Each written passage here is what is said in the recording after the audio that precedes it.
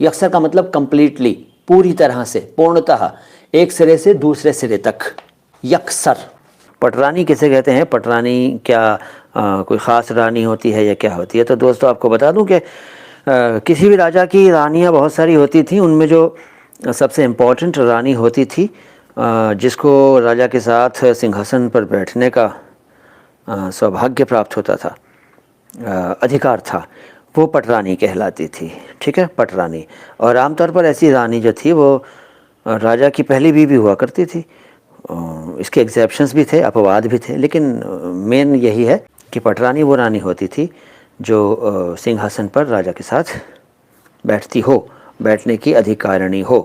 ताक किसे कहते हैं? देखो, ताक का एक तो ये होता है एग्जाम्पल के वो मेरी ताक में बैठा हुआ था, या तो मैं इसकी ताक में हूँ, मैं तो मौके की ताक में हूँ।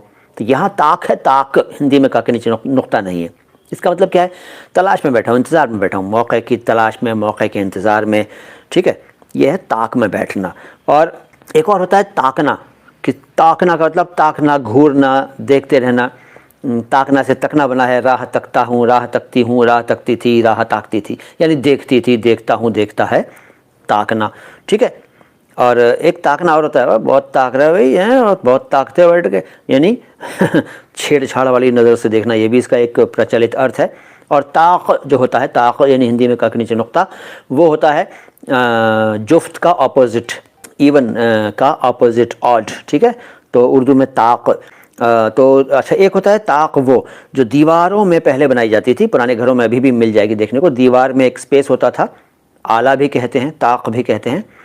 तो उसमें क्या होता था कि दीपक या दिया या चिराग या मोमबत्ती रखी जाती थी रोशनी करने के लिए, तो या कुछ और सामान भी रख दिया जाता था। कई बार कोई सामान, ज़रूरत का सामान या कोई ख़ास सामान वहाँ रखा जाता था ताक में, तो वो ताक होती थी।